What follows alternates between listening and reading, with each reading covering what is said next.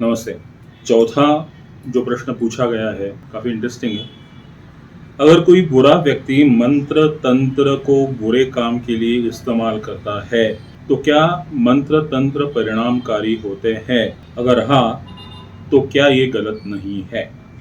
बहुत ही ज़्यादा मुश्किल सवाल है, क्योंकि इस सवाल के अंदर बहुत सारे सवाल हैं। आप ये मान के बैठे हुए हैं कि व्यक्ति ही बुरा है। चलो ठीक है, मतलब ये है कि वो किसी का बुरा ही करना चाहता है। सोचने की बात यह है कि बुरा करना मतलब क्या करना, क्योंकि जिस चीज को आप बुरा कहते हैं वो किसी दूसरे एंगल से सही भी हो सकती है ना। लेकिन प्रश्न का रुख देखते हुए, बहुत ऊपर ऊपर से देखा जाए, ज्यादा डीप में ना जाया जाए, क्या बुरा है, क्या भला है, क्या अच्छा है, क्या बुरा है, क्या पुण्य है, क्या पाप है, इन सवालों में ना पड़ते हुए अगर देखा जाए तो प्रश्नकर्ता ने बहुत सिंपल पूछा है कि अगर कोई व्यक्ति, बुरा व्यक्ति, किसी के ऊपर तंत्र मंत्र का प्रयोग करता है बुरे काम के लिए, तो क्या तंत्र मंत्र परिणाम करते हैं? इसका सीधा साफ जवाब है हाँ, करते हैं। अगर ये यहाँ पे मैं अगर फुल स्टॉप दे दूं तो इससे बहुत सारे क्वेश्चन मार्क्स सामने आएंगे।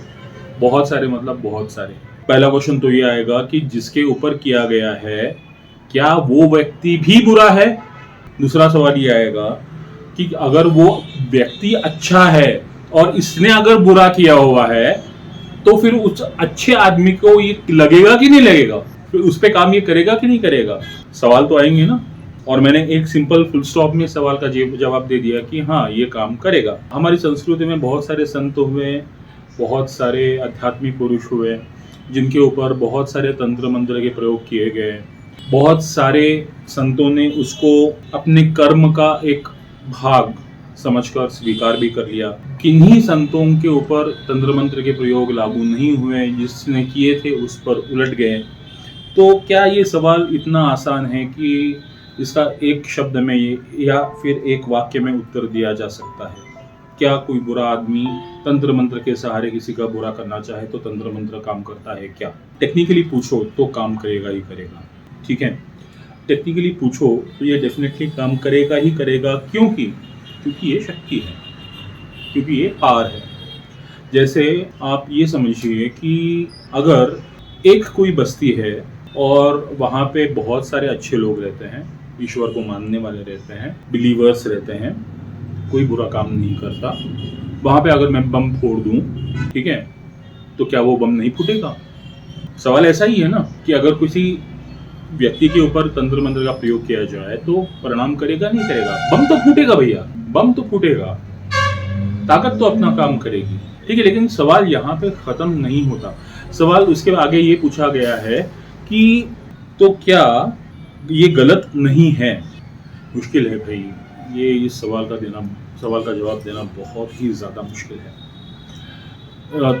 बहुत थोड़े में ज़्यादा समझाने की कोशिश करूँगा, समझ लीजिएगा, कृपा करिएगा, समझ लीजिएगा। हर इंसान अपने कर्म से बंधा हुआ है।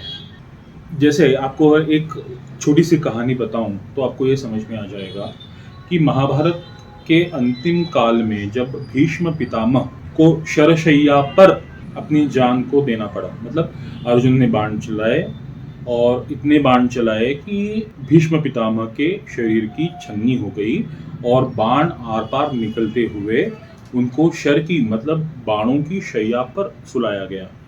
इतने छेद हो गए शरीर में, और वो उत्तरायण का इंतजार करते हुए अपने प्राण को बिना त्यागे हुए, क्योंकि उनके पास तो वरदान था, जब चाहे अपने प्राणों को छोड़ सकते थे। ठीक है, तो उस स्थिति में उनको बहुत सारे दिन रहना पड़ा।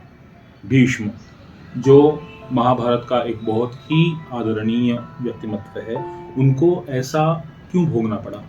उनके ऊपर बाण चले ही क्यों? उनको बाण लगे ही कैसे? वो महायोद्धा थे। शिखंडी वो सब छोड़िए, वो एक अलग बात है कि कृष्ण ने अपनी नीति इस्तेमाल करके शिखंडी को आगे कर दिया और भीष्म ने अपने बाण नहीं चलाए। अर्जुन को चांस मिल गया, अर्जुन ने अपने बाण चलाए, रोते रोते बाण चलाए। सब सही है, सब सही है, सब सही है। लेकिन जिसने अपने वचनों के लिए, अपनी प्रतिज्ञाओं के लिए अपना पूरा जीवन दांव पे लगा दिया, अपने राजनिष्ठा के लिए अपना पूरा त्याग कर दिया, जो गंगा का पुत्र था, गंगापुत्र भीष्म, उनको ये मौत आनी नहीं चाहिए थी ना, सही है ना? तो एक संदर्भ ऐसा मिलता है कि कृष्ण को वो पूछते हैं, और ये बहुत इम्पोर्टेंट सवाल है। कृष्ण को वो पूछते हैं कि मैंने ज़िंदगी भर किसी का कुछ नहीं बिगाड़ा, जानकर अनजाने में। मैं जो मुझको जो मेरी मर्यादाएं थी वहाँ पे मैं टिका रहा, तो मुझको ये ऐसी मौत क्यों? मेरे शरीर में इतने घाव होकर मेरा ऐसे मरना क्यों? तो कृष्ण ने उस वक्त ये बताया था कि 7 जन्म पहले आप तब भी एक राजा थे, और कोई एक कैमिलियन जा रहा था, कैमिलियन जानते हो आप, जा रहा था, और तब आपने अपने अपनी धनुर्विद्या का प्रयोग करने के लिए उस पर बाण चलाए हुए थे, और इसी तरह से उसकी छलनी की हुई थी, उसका परिणाम आपको मिला। ठीक है? तो अगर कॉस्मिक वे से विचार किया जाए, या फिर थोड़े एक ईगल्स पॉइंट ऑफ व्यू से विचार किया जाए, किसी भले अच्छे आदमी को भी अगर ये तंत्र मंत्र काम, बुरा काम करने वाले तंत्र मंत्र करते हैं और उसका बुरा हो जाता है, तो मतलब कहीं ना कहीं उसके कार्मिक रिलेशंस होंगे। ये थोड़ा डीप है, थोड़ा उसको समझने की ज़रूरत है कि उसके बुरे कर्म का फल और इसके पापों का जो घट है वो भरने का वक्त एक ही समय पे आ गया, और इसने कुछ बुरा तंत्र मंत्र कर दिया, उस पर वो लागू हो गया और उसको उससे तकलीफ हो गई। मतलब तंत्र मंत्र तो अपनी जगह पे काम कर रहा है, ऋणात्मक ऊर्जा जो है वो अपने आप में काम कर रही है। ठीक है ना?